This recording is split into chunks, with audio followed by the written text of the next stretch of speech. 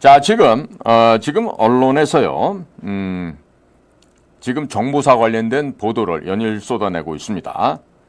오늘 이 문제가 너무나도 중요하기 때문에 제가 정보사와 국정원, 특히나 저는 국정원에서 이 정보사가 하는 일 혹은 이들이 했던 일보다 좀 더 힘들고 어려운 일도 많이 해봤고요. 그렇기 때문에 이번 이런 사건에 대해서 분명한 국가적인 조직적인 해답과 뭔가의 그 분명하고 단호한 그 끊어내는 과정이 있어야 되는데 이런 게 없기 때문에 제가 오늘 아시아투데이에서 최초로 언론사 보도와 함께 해결 방안을 좀 말씀을 올리고자 합니다.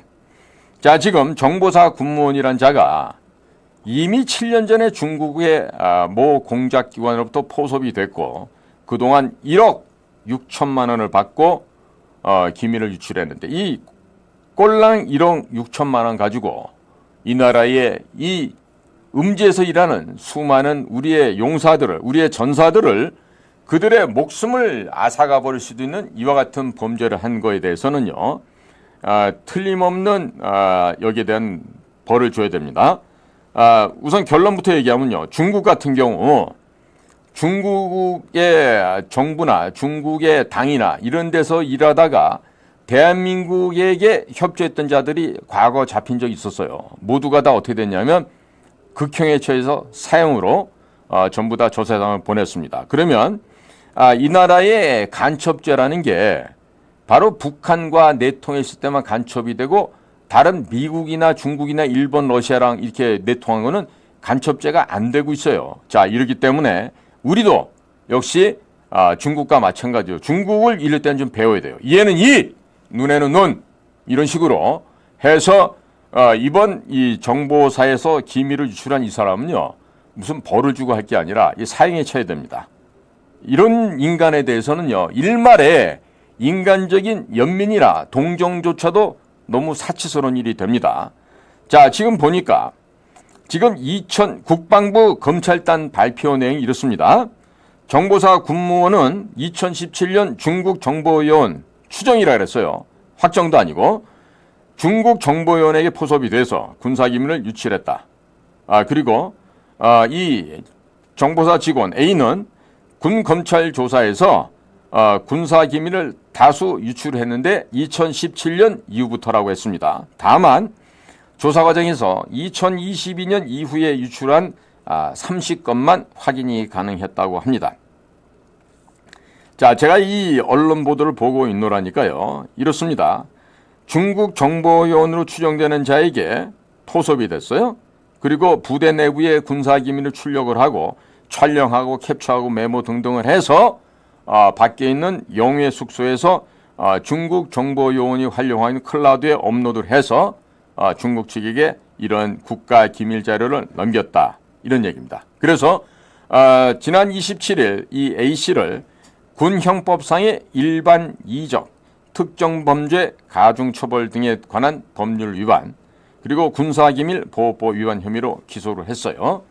그리고 국방부 검찰단 관계자는 기자들한테 A가 수차례에 걸쳐서 억대 금품을 차명 계좌로 수수하면서 군사기밀을 유출했다.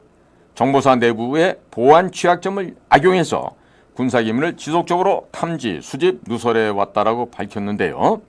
자, 이 지금 정보사에서 팀장 역할까지 맡고 있었던 이 A는 자신이 취급 가능한 군사기밀 그리고 정보사에서 대출 형태로 확보한 군사기밀을 메모하거나 아니면 룸카메라로 촬영을 해서 영외에 있는 개인 숙소에서 중국 인터넷 클라우드 서버에 올리는 방식을 통해 기밀을 누설해 왔다고 합니다.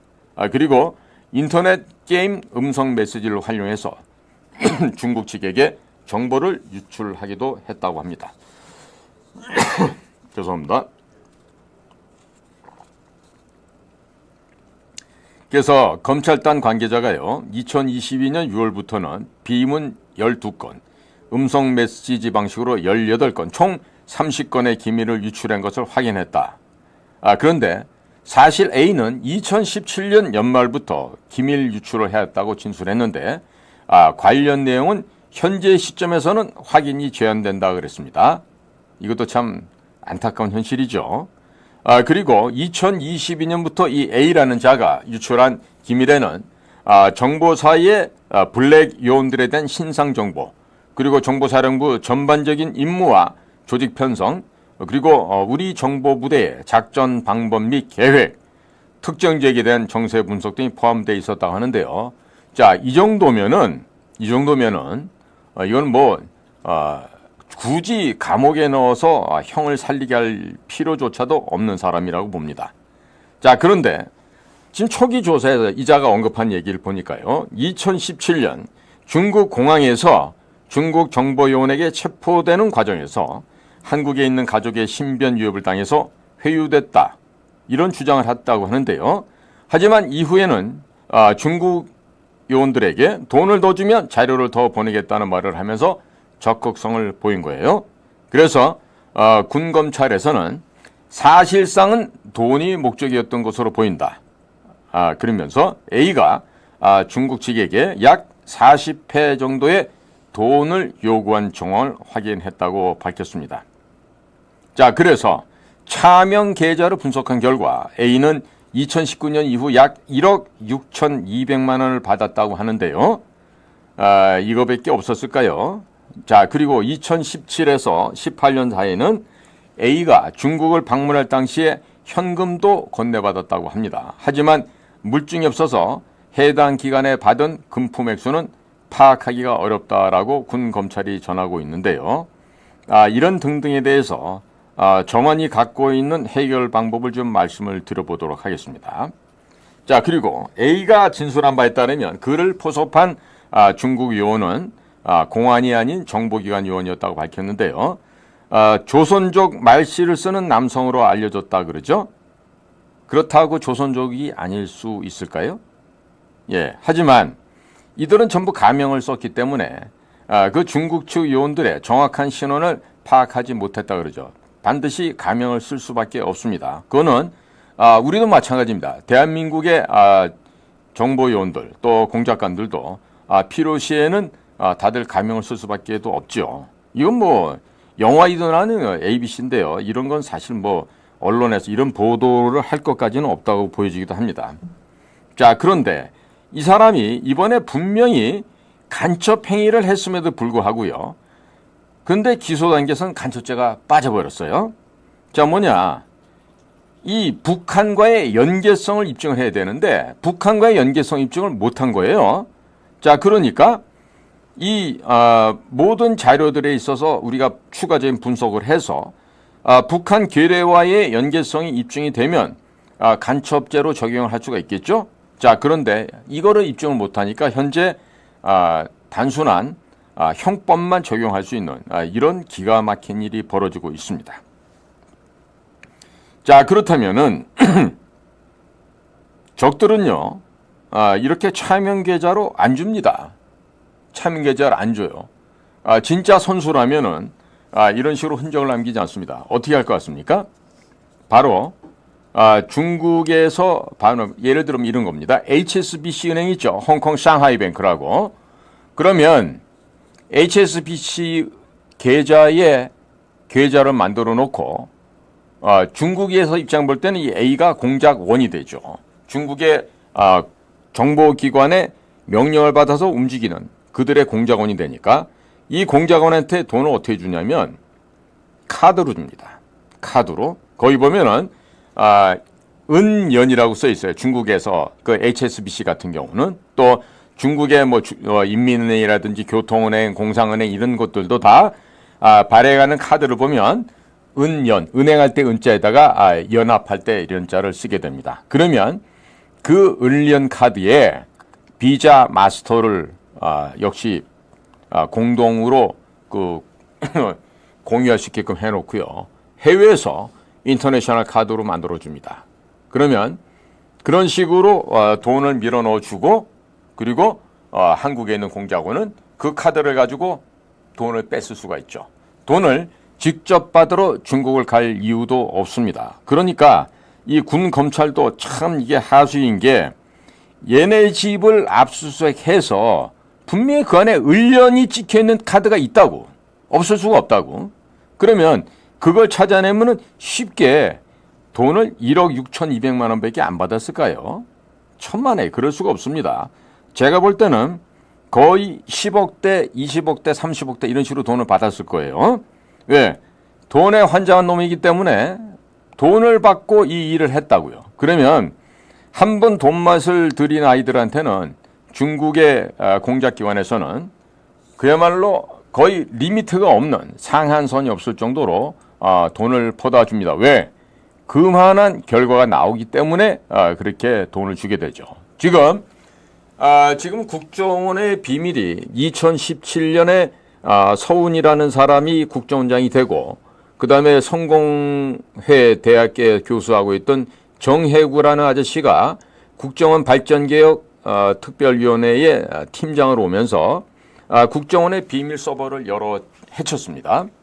자, 거기에서 저를 비롯한 모든 우리 대한민국 국정원 소속의 공작관들이 그동안 해왔던 사업들이 다 공개가 돼버렸어요. 대한민국의 비밀이 한 건도 남지 않게 문재인 정권 시절에 다 까발려졌습니다. 제가 지금 문재인 정권 시절에 아까도 우리 고영주 선배님 얘기하셨지만 그 김정은에게 건네진 USB 사건은요 분명한 간첩죄에 해당되고 여적죄에 해당되는데 그것을 왜 조사를 안 하니까 김규현 국정원장이 이미 이제 쫓겨가서 집에 있는데 그 얘기를 했다고 저를 지금 고발을 한 거거든요. 전현직 국정원장을 비방했다고 해갖고. 자, 그런데 이런 식으로 지금 국가의 기강이 문란해지고 더더군다나 국가의 기밀을 가장 많이 보관하고 있는 국정원이나 정보사나 이런 내부의 자료들이 적진으로 넘어갔다. 블랙이온들의 명단이 유출이 됐다. 그리고 억대의 금전을 받았다. 제목이 잘못 달린 거지. 수십억대라 그래야지. 억대가 아니라. 자, 그런데 또 한편으로는 또 MBN에서 그 최근에 보도한 내용 따르면 국정원 최고위직이 횡령을 했다. 유용을 해서 국내외의 부동산을 차명으로 친구 명의로 가지고 있다. 이런 거를 갖다 지금 MBN이 세 차례에 걸쳐서 얘기를 했는데 국정원 측에서는 지금 국회 정보위원회에 나와가지고 그런 일은 없었다. 이렇게 지금 국정원장이 아마 자신만만하게 얘기를 한 것 같아요. 그런데 제가 현직에 있었을 때도요. 없는 유령인을 갖다가 협조자라고 정해놓고 일정 급여를 주고 사업비를 주고 하면서 수십억, 수억 원을 떼먹었던 사람이 있었어요. 그런데 결국 그게 발각이 돼서 나중에 파면을 당하게 됐는데 또 무슨 관계가 있었는지 그게 파면해서 해임으로 한 단계 낮춰지면서 조직을 떠나게 됐습니다. 자, 그런데 지금 정보사령부 같은 경우, 즉 국군 검찰단 같은 경우에서는 지금 상당히 그래도 지난 6월달 이래로 지금 2달 이상 지금 수사를 해서 이 의혹을 좀 밝히고 이렇게 있는데 국정원은 어떻게 의혹이 MBN에서 제기된 지 며칠 되지도 않았는데 벌써 그런 의혹은 사실 무근이다. 이렇게 쉽게 무혐의 결론을 내릴 수가 있죠. 과거 이번 사건보다 즉 정보사에서 돈 받아먹한 사건보다 더 심한 사건이 났을 때도 그것을 유야무야시키고 덮어버린 적이 있었단 말이죠. 그러니까 이번에도 이 고위직에 있다는 이 직원이 어떤 식으로 해외 근무를 하면서 돈을 횡령했는지 그때 같이 나가 있던 사람들을 불러다 확인해봤는가요? 만약에 그런 것도 확인해보지 않고 제대로 된 조사도 하지 않고 그리고 최근 들어서 복사 내지는 출력해서는 안 될 비밀 자료를 출력했던 뭐 중간 간부가 하나 있었다고 얘기했는데 그 친구가 과거에 소위 말하는 그러한 사업을 관리하는 팀에 있었다고. 그러면 지금 그 사업을 관리하는 팀에 있는 자료를 통해서 자금이 얼마가 투입이 됐고 그 투입된 자금만큼 어떠한 실적이 있는지 이걸 점검을 해야 되고 더더군다나 당시 협조망이나 공작원들을 만나서 이런 자금이 정확하게 전달이 됐는지 여부를 확인하는 건 영수증입니다. 그러면 그 영수증도 필적이 이랬다 저랬다 하는 건지 일관성 있게 한 사람의 필적으로 쭉 통일되어 있는지, 그리고 그 자금을 받아서 운영했던 그 대상자, 협조자를 직접 대면 조사를 해서 과연 네가 몇 월 며칠 날 몇 년도에 얼마의 돈을 받았는지 확인해야 돼요. 그러니까 이런 거라도 해봤냐 이거죠. 이런 것도 해보지 않고 아무 일도 없었다 이렇게 된다면요, 지금 손바닥으로 하늘을 가리는 꼴입니다. 자, 그래서 이것들을 돈이 제대로 건너갔는지, 각종 자금을 올바르게 수령했는지, 그런 협조자들의 자필 영수증, 이 자필 영수증에 대한 필적 감정 전수조사를 해야 됩니다. 전수조사 모조리 다 해야 됩니다. 자, 그리고 해당되는 인물은 어떻게 되냐면 거짓말 탐지기에 앉혀서 적어도 거짓말 탐지기를 10번 이상 조사를 해야 돼요. 이거를 거짓말 탐지기 조사를 실시를 안 했다 그러면요, 이거야말로 거짓말이 될 수밖에 안 되는 겁니다. 자, 며칠 사이에 무슨 근거를 가지고 무혐의라고 얘기하는지, 지금 정보사 같은 경우는 뭐를 넘겨줬고 돈을 얼마 받아도 이렇게 나온 문제다. 근데 사실 그것도 제가 보기에는 국군 검찰단의 수준이 굉장히 낮아요. 예? 카드 하나만 뒤져보면 바로 나올 텐데, 자, 그거조차도 지금 조사를 못하는 군수사당국이고, 그 다음에 국정 같은 경우는 여기에 해당되는 자가 당시 그 지역에서 활동할 때 썼던 전화기, 유심칩을 통해서, 또 전화기 핸드폰을 통해서 포렌식을 해야 됩니다. 포렌식 하다 보면요, 위치 추적이 됐죠. 그리고 실질적으로 돈을 줬다고 하는 몇 년, 몇 월, 며칠에, 몇 시 간격에 그 장소에 있었는지 그 일치 여부가 요즘은 포렌식을 하면 다 나오게 돼 있습니다. 자, 근데 이런 거 했나요? 그런데 우리가 아무 혐의가 없었다고 명명백백하게 얘기를 하려고 그러면 최소한도 제가 지금 말씀드린 이와 같은 것들은 조사를 해서 아무것도 없었을 때 이게 지금 사실무근입니다, 이렇게 얘기를 해야지, 만약에 국정원이 과거에 해왔던 것처럼 범죄를 은폐하고 그리고 안에 있는 직원이라 해서 그 범죄자를 옹호하는 대국민 사기극을 벌이게 된다면요, 앞으로 조태용 국정원장님도 굉장히 엄중한 법의 심판을 받을지도 모릅니다. 이런 합리적이고 객관적인 이런 그 의심을 해야 되고, 이런 합리적인 생각 하에서 범죄 수사도 이루어져야 되는데, 지금 전혀 우리나라 정보기관인 국군정보사나 국정원에서 이런 일이 지금 진행되고 있지 않아서 너무나 안타까워서 제가 실질적으로 수사할 수 있는 방법을 알립니다. 그러니까 군대는 군 검찰원을 통해서 최소한도 지금처럼 이 정도 수준까지는 발표를 하고 있는데, 자, 국가 최고의 정보기관이라고 하는 국정원에서는요, 아무 문제가 없다 그럽니다. 차라리 손바닥으로 하늘을 가리십시오.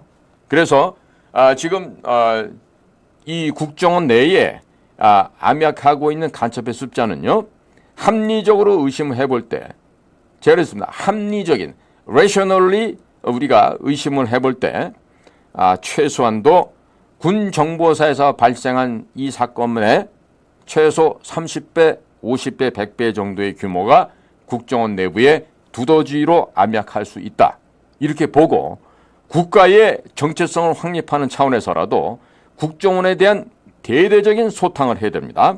자, 지금요, 국정원 같은 경우 아직 발각되지 않은 두더지들이 많이 남아있겠죠? 그러니까 모든 전체 직원들에 대한 거짓말 탐지기 조사를 지금 조태용 원장은 외부에서 날라온 사람이니까 빠진다 하더라도 차장부터 국장부터 해서 전 직원에 대한 거짓말 탐지기 조사를 해야 돼요. 이거 거짓말 탐지기를 안 하면요, 지금 바로 우리는 국가 전체가 조선 말기처럼 국난의 상황에 빠지게 됩니다. 그래서 우리 조태용 원장님은요, 예외 없이 본인 밑에 차장부터 해서 전 직원에 대한 거짓말 탐지기 조사를 하십시오. 못하면요, 나중에 조태용 원장님 큰일 날 일이 생깁니다. 그러니까 외교부 생활 해봐서 잘 아시잖아요. 책임은 어떻게 되죠? 책임은 회피되는 게 원칙이죠. 전임자도 그랬고, 그러니까 살아온 방식대로 책임 회피를 하기 위해서는 밑에 애들에 대한 전수조사를 꼭 하십시오. 그래야만 국정원장 당신이 살아남을 수 있습니다.